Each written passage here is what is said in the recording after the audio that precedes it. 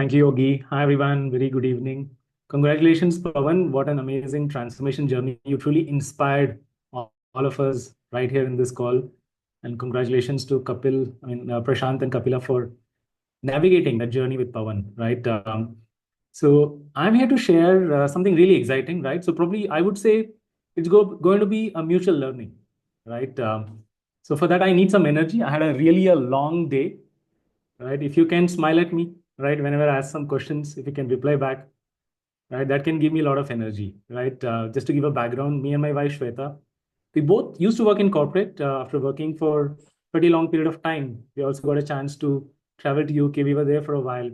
After coming back, we was really struggling to conceive a child. After marrying for 7 to 8 years, and we didn't have any answer. And thanks to this community, we're able to lead a healthy lifestyle. We knocked off together 22 kilos, and in just matter of 1 year of leading a healthy lifestyle, we are blessed with a baby girl. She is now almost 4 years, and we owe everything for this community. And this is my way of giving back to the community. We've been able to help a lot of people, our friends and family. So we could find our calling in this community, and we decided to do this full time. So that's a little background, right? So before we start, I want all of you to grab hold of a pen or a paper, right? So because I'll be asking you to write few things, because when you write, probably you'll remember. I've been studying this subject for a very long period of time, and I want to kind of distill it and give you an information which can save a lot of effort for you to understand. That's one, and you can also help, right, people to understand this concept of autoimmune condition, right? So with that caveat, let me share my screen, right? So I have a presentation to share so that we can run through with this, right? So let me minimize this. Yes. So let's decode autoimmune conditions together, right? Uh, there are a few facts and statistics. It looks shocking for you, probably, if you want to understand, right? So first thing, there are more than 100 known autoimmune diseases. So I'm not trying to scare here, but I'm just trying to throw you some statistics and facts so that you take this seriously, right? So there are approximately 20 million Indians who are actually suffering with this condition. And I was reading an article which says a lot of people don't know they have this condition because it's tricky to diagnose as well. Unfortunately, 80% of autoimmune cases occur in women. There are a lot of factors to it. That itself is a big topic to discuss, right? It actually takes more than 4 5 years with multiple doctors' visits to kind of narrow it down. What is the root cause that you're experiencing if you have an autoimmune case? In Bangalore, there's an article which says there are more cases, especially with kids. I literally had a conversation with a lady, 2-year-old daughter, right? She's struggling with type 1 diabetes, and I don't know, right? So there are a lot of other factors that affects it, right? I'm going to cover few factors why that happens, right? If you have a family history, that means your parents, it could be a paternal, maternal side, any of them have any of the autoimmune conditions, right? You're more susceptible for it, right? So that's a little background. So this is certain common autoimmune diseases as you see in the screen, right? There are some symptoms that it throws when you have these conditions, right? Especially thyroid. I know not every thyroid is autoimmune, right? You have to understand that. But if you are experiencing symptoms, right, you suddenly had a weight loss, sudden weight loss, 5, 10, 15 kg in a period of 6 months, right? So then it's a sign that you could have Graves' disease symptoms, right? You suddenly have a weight gain, hypothyroidism, right? So you have to get those symptoms right to kind of bottom it out, right? If you're experiencing rheumatoid arthritis, it could be bones and muscle weakness, cramps. If you have any issues with skin, could be redness, rashes, typical pimples all over the face, right? Patches, which is flaky, which is itchy. So, right, those are some symptoms that you have to watch for, right? So people experience brain fog, confusion. People have memory loss, right? Unexplained bruises. You can see red bruises coming out for no reason, right? So if you're experiencing bloating, diarrhea, abdominal pain, right? So these are some symptoms that you start noticing when you have these autoimmune diseases, right? So just to throw some light. So now autoimmune has two parts, right? So auto and immune. So I want you to understand the components of our immune system, right? So we're basically maybe going back to our science class, right? So I found a very interesting materials so that I can share it with you to kind of distill and summarize this, right? So there are two parts to our immune system as well. One is innate. What is innate? The moment you're born, right, the innate immune system starts working, right? It inherits from the mother, right? So you already have this innate. So what does it mean?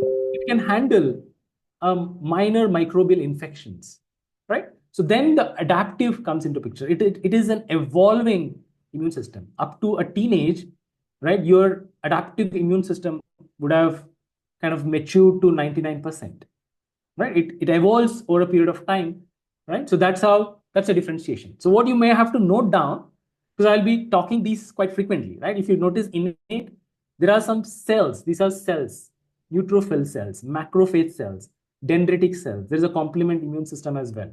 T cells, B cells, and antibodies, right? So you just visualize, right? As the picture says, your innate is like a brute force, right? You come to me, I'll kill you.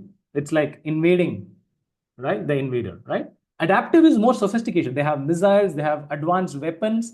Just imagine somebody carrying an arrow. Arrow can reach a larger distance, right? So they have better weapons in the form of antibodies. So antibodies, if you have to link, it could be those number of arrows that you have, right? So that is an antibody. So you may have to note down, right? So probably I'll do a quiz as well if you can remember these, right? So now let's understand, how does immune system function? I've got a very interesting video. If you can pay attention, right, for the next 5 minutes, you'll be able to grasp this. This is a very interesting concept. If you are all over the place, if your video is off, we don't know what you're doing, right? I want you to pay attention for next 5 minutes so you can understand this concept, right? So let's dive in. The human immune system is the most complex biological system we know after the human brain, and yet most of us never learn how it works or what it is.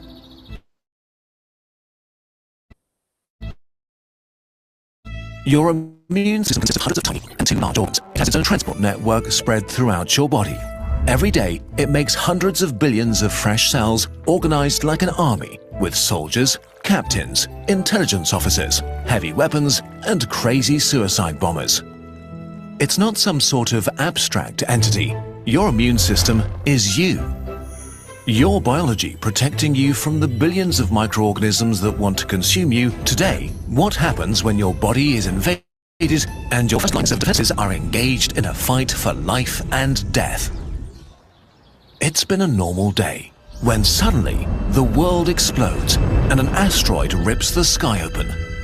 Countless alien life forms invade, ready to destroy cities and infrastructure and eat civilians. Or this is what your cells experience. You look at your bleeding thumb that you just cut on a dirty twig in the park. How annoying. But inside, a horrible catastrophe has happened. There are dead cells and blood and dirt everywhere. Even worse, countless bacteria invade the warm caverns between your helpless cells to explore their new home, steal your resources, and poop everywhere. Immediately, the first stage of your defense kicks in. The cells that survived the impact or are hurt or dying scream in panic, releasing an onslaught of alarm signals that awaken your immune system. The first cells to show up are macrophages. If an average cell were the size of a human, a macrophage would be the size of a black rhino. A stoic cell in principle, but you wouldn't want to annoy it. Bacteria do annoy them. Within seconds, the large cells attack and begin killing them without mercy. They stretch out parts like the arms of an octopus and grab the bacteria to swallow them whole and digest them alive. A macrophage can eat 100 bacteria before it's exhausted. But there are too many enemies, so the macrophages call for reinforcements. In your blood, hundreds of thousands of neutrophils pick up their signals and move to the battlefield. Neutrophils are intense suicide warriors that only live to kill. They're so enthusiastic about killing that they kill themselves a few days after birth so they don't have time to accidentally destroy your body from the inside. As soon as neutrophils arrive, they begin vomiting deadly chemicals at bacteria or devour them. They are so careless in their attacks that they are causing real damage to your own cells, but collateral damage is not their concern now. Or ever. Some neutrophils go so far to push their suicide button and explode, casting wide and toxic nets made from their own DNA filled with deadly chemicals that trap and kill bacteria. If things go well, your first line of defense kills the invaders quickly.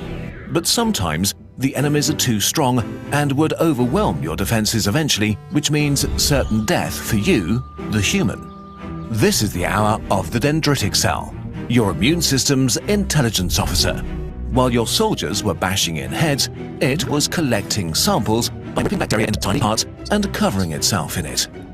Like a soldier decorating itself in the guts of a dead enemy. The cell leaves the battlefield and enters the superhighway of your immune system that connects all your tissues with your immune headquarters, your lymph nodes. The dendritic cell coming from the battlefield is looking for a helper T cell, which is a sort of all-purpose commander cell within your immune army. But not any helper T cell, one that happens to have just the right weapon for the bacteria that infected your wound. So it goes around and rubs itself, still covered in bacteria parts, against every helper T cell it meets. Most T cells are a bit disgusted and not interested, but after a few hours, something clicks. A helper T cell recognizes the bacteria parts. This cell is the weapon that's needed right now. The dendritic cell is overjoyed and activates the helper T cell. Okay, wait. How come your immune system has a cell that has a weapon against the specific bacteria that infected you? Well, your immune system has a perfect weapon against every possible disease in the universe, against the Black Death, the coronavirus, or an infection that will emerge in 100 years on Mars.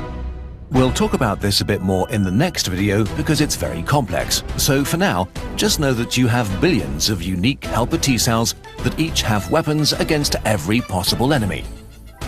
After the right T cell is activated, your second line of defense awakes and rises like a teenager that needs to get up on a school day, very slowly. Your heavy weapons are incredibly effective, but they're not fast. The activated helper T cell begins to clone itself over and over again. 1 becomes 2, 2 become 4, until there are thousands of them. Now they split into 2 groups. The first group quickly moves to help out your soldiers. At the battlefield, things are getting out of hand. A tired macrophage is ready to give up. After fighting for days, it just wants to go to sleep, like many of its buddies have done already.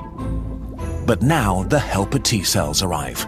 One of them comes to the tired macrophage and whispers something using special chemical signals. In a heartbeat, the demoralized soldier feels fresh again. But there's something else. A hot, white anger. The macrophage knows what it needs to do. Kill. Invigorated, it throws itself against the enemies once again. All over the battlefield, this begins to happen. Meanwhile, the second group of helper T cells was working on activating another line of defense, B cells, your antibody factories. Antibodies are protein superweapons that look like tiny crabs with 2 pincers to grab enemies. Just like the helper T cells, there are B cells in your body that are able to make just the right antibodies for every possible enemy.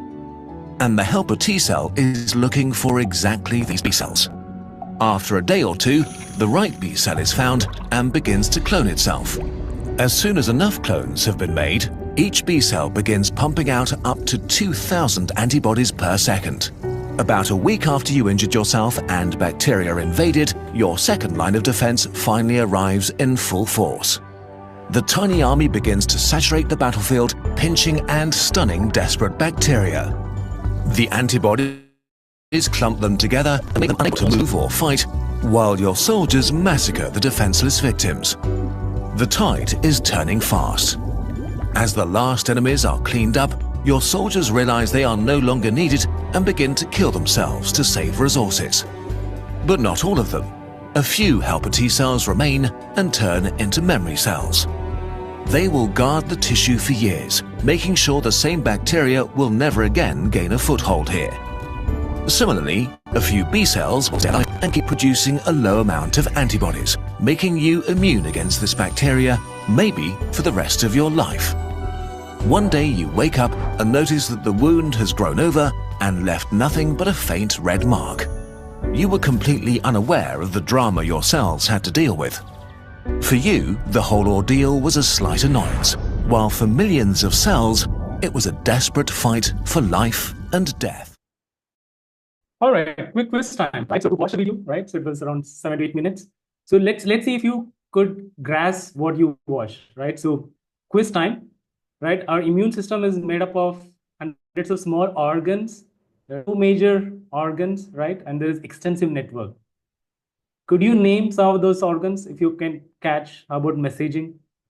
Right, it starts with L, right? So there are hundreds of nodes, right? Hundreds of lymph nodes, right? This entire system is called lymphatic system, right? This is your circulatory system for your WBC, and this is your immune circulatory system. Like we have blood circulatory system, we have arteries and veins. This is where your immune system is located, and it is very important to keep this intact, right? So another question, right? So there is a cell, right? As seen in the picture, it eats the intruder pathogen, and it has their antigens. You should remember this word. What is an antigen? Antigen is a part of an invader, part of a bacteria, part of a virus. And it goes and presents it to T cells. That's where it transitions into adaptive so that they can multiply and kill. And it eventually produces antibodies. So which is that cell? Can you message? A cell that initiates an adaptive. It acts like a bridge. We can message. Let's see if you got it. Yes, wonderful. A lot of you are alert, right? So that's dendritic cells. So that is where it takes that antigen. Antigen is part of an invader. Just imagine carrying some parts of an enemy and telling, hey, let's bring the whole army around, right? So again, continuing that. So what are these A, B, and C? Right? A is the one which activate. We just heard it. What is that A, B, and C? You can message. A is this, B is this, and C is this. You can message. Let's see if you're attentive. Right? You just learned what is A. What is A? A is the one which activates your adaptive immune system, right? What are these cells? Yeah, A is not a T cell. A is the one which kind of activates. It's a link, it's a bridge. It's a dendritic cell, right? Yeah. So what is B?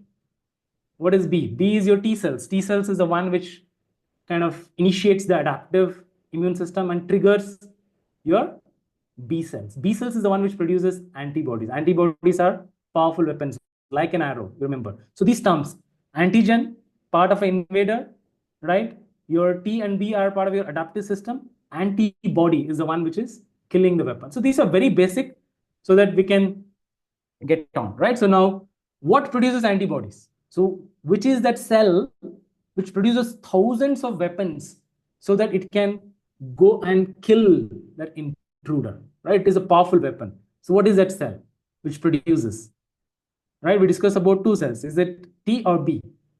B. Wonderful, right? So this is very basic before we get on to what is autoimmunity, right? So now what is autoimmune condition? The definition of autoimmune condition is your immune system, what you just watched, right? Which normally should defend against an invader. Who is the invader? Your microbe, right? Bacteria, virus, fungi, right? So that is an invader. Sometimes it gets confused. Why it gets confused? If you look at this, a layman analogy, right? So you imagine your immune system is a warrior, right? So there's an invader out there. Goal is to kill that invader, right? You know, right?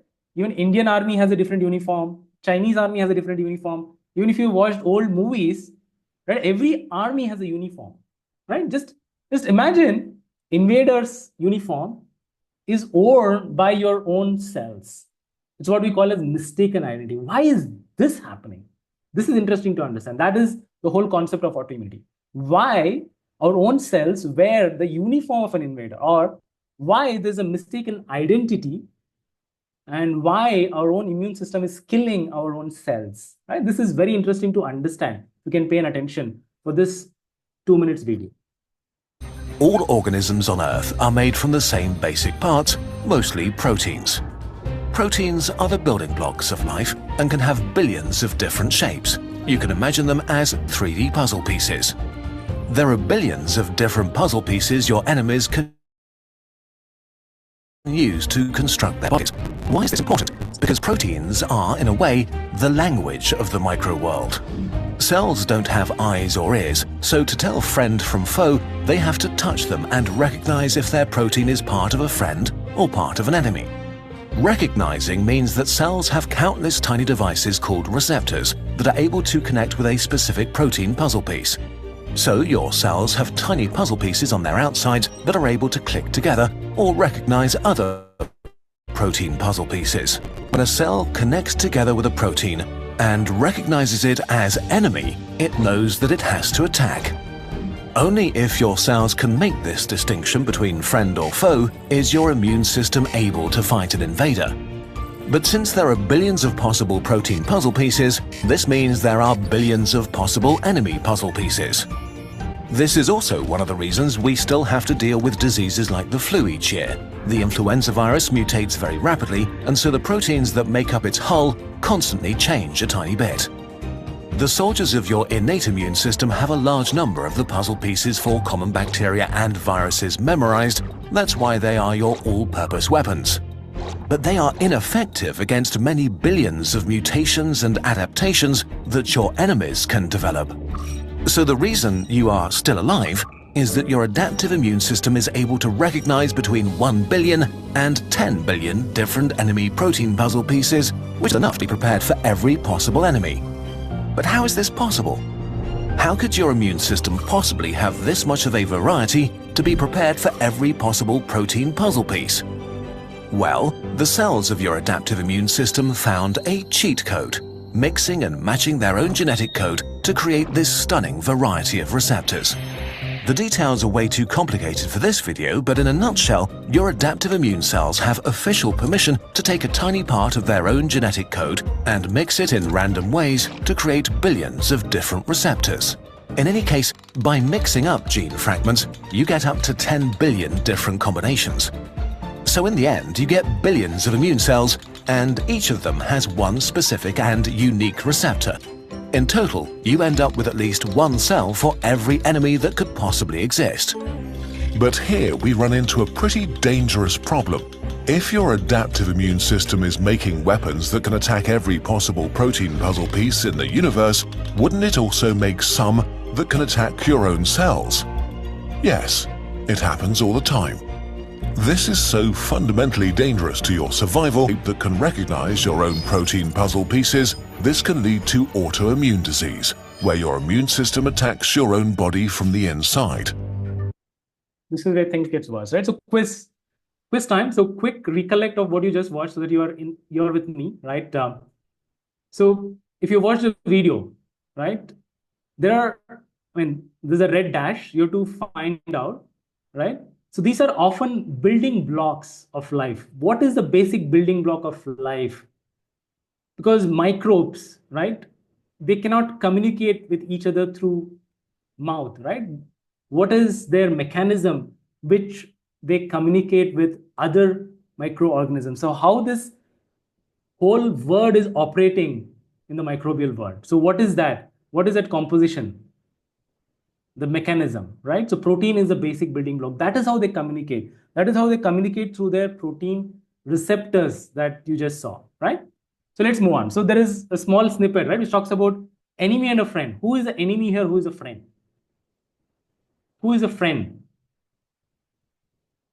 A friend is your own cell, right? It has to distinguish. An enemy is an intruder. So that is how your immune system distinguishes a friend and enemy, so that it only kills the enemy and leaves the own cells. So now why does it happen, right? So he also talks about, right, your immune system can also have a receptor which can kind of get along with the cell. In fact, the thymus gland discards any of the T cells or B cells which have this property, right? But in 1 in billion, it can happen, right? Few in billions maybe, right? So there are billions of adaptive immune system, right? So each one has a unique protein receptor, right? So is there a possibility that immune cell can create a protein receptor which is exactly matching your body cell? Is it true or false? I talked about it, right? It's possible. It's possible that it can create. So now what triggers autoimmune condition? If there is a possibility that immune system can attack our own cells, right? What is a cell? It's a composition of a protein, right? It can be considered as a protein receptor. So immune system attacks our own cell. Why that happens? There is a beautiful analogy called molecular mimicry, right? So I would like to walk you through with a use case. I need 5 minutes so that I can close this, right? So you heard GBS, right? Guillain-Barré syndrome. It happened in Maharashtra. It is a recent case, a typical autoimmune case where people were struggling to hold a pen. People were struggling to walk, right? It's a typical autoimmune case affected by a bacteria, Campylobacteria, right? So symptoms are horrible, right? Now what happens? Let's understand this. So what are the symptoms? There's 1 minute video which talks about the symptoms and will give you a perspective. This is Ned the Nerve. He might look a little funny, but he has a very important job to do in your body by helping your muscles move when you want them to. But sometimes your muscles don't move when you want because of a nerve injury or disease. One disease that can do that is Guillain-Barré syndrome. We call it GBS for short. Maybe someone you know has been diagnosed with GBS, or maybe even yourself.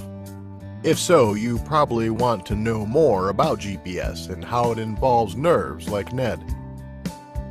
First, more about Ned's job. Nerve cells, or neurons, send and receive messages to and from your body using electrochemical impulses. The nerve cells involved in your peripheral nervous system, which controls the ability to feel and move, have extensions called axons that can be several feet long and are covered in a fatty coating called myelin. You can think of myelin like the insulation around an electric wire. It helps to speed transmission of messages along the nerves and make sure that the messages get to the right place at the right time. But with GBS, the myelin coating around the nerves is damaged and removed, which stops the nerves from delivering their messages properly. The first signs of GBS are often a weakness or tingling in your legs. Think about it. The nerves in your foot extend all the way up to your brain. There's a lot of places for a message to get lost. As GBS progresses, numbness and weakness usually spreads up your body, and in some serious cases, that can affect your breathing and facial muscles as well. So now, let me bring you back again, right? So here, there are 3 characters, right? If you look at, you have a nervous system, right? You have a nerve, part of the nervous system. And you have an antibody. So this antibody is produced by B cells, right? The antibody is produced to attack an invader. Who is the invader here? Bacteria, right? But if you look at those pink spots on this purple colored bacteria, so those are your antigens, right? So that's how your antibody identifies and kills the particular bacteria. The problem here is the antigen resembles part of your nervous system, part of your nerve cell, myelin sheath, right? If you notice, there are 2 pink spots, right? One is at the bacteria, one is with the nervous system. Now, the antibody is confused, right? So it will not take a risk. That's why it kills both, right? Your bacteria is not actually doing a damage for you. It is supposed to go away after your antibody is killing it. But your antibody is still active, trying to find if there are any other antigens there. And it finds your nerve cell has those antigens and it attacks the nervous system. That is how it kind of impacts your entire nervous system and people are not able to walk, stand. And this is a typical example. All of the autoimmune cases exhibits this, right? So we discussed how microbes, bacteria, virus can trigger a molecular mimicry and create an autoimmune condition. Do you know undigested protein can also trigger molecular mimicry? If you just visualize, right? the bacteria, instead of bacteria, if you can visualize, there is an undigested protein. What is undigested protein all about? Right? If I have to ask you, can you name some foods that we eat that has protein? Can you name some foods? Can you just message? Any food that we eat, right, that has protein. Eggs, paneer, right? Wheat, that is gluten, right? Meat that we consume, right? There is a possibility that some of these proteins that we consume is not getting digested. There are a lot of factors to it. GMO modification have happened, and a lot of hybrid varieties have come. There are a lot of factors that can lead protein for not getting digested. When that happens, it triggers a similar molecular mimicry at your protein source as well, right? This is a table which shows what are the autoimmune condition. Molecular mimicry trigger, it could be from a microbe, right? A bacteria, viral. It would also be undigested food proteins. So these are impacts, right? What are the sources of those foods? And it produces antibodies. You got to know what is antibodies? B cell producing that antibody to kill that gluten, to kill that variety of new antigen which is not metabolized, similar to virus, similar to bacteria. And that is what triggering autoimmune case, right? So it doesn't mean that you have to stop eating all this. That's not what I'm telling. So that is the next point, right? So what are the next steps? If you notice autoimmune symptoms, any of the symptoms that you notice, if you may have a thyroid, you may have arthritis, you may have skin issue, you may have any of this. So try to find out what is the root cause. The best way to find out is, I showed you the antibodies, right? If you can see, anti-TPO and anti-TG are for thyroid, specifically for hyperthyroid, Hashimoto's thyroiditis, if you have an autoimmune case. You can find that from a blood test. It's a very simple blood test. We have partnership with TGHs, and I would highly recommend because they're more reliable, more trustworthy, and their process goes through 3 levels of pathologist reviews done. Unlike any other competitor, they don't even review. So you can get this test done and then fill your wellness assessment profile form and fix a consultation with a Swasthya coach. They should be able to help you debug any of these cases if you're experiencing. So here are some testimonies that I would like to showcase, right, from our team, right? Somebody experienced psoriasis. She also had weight issues and she was able to do program weight loss.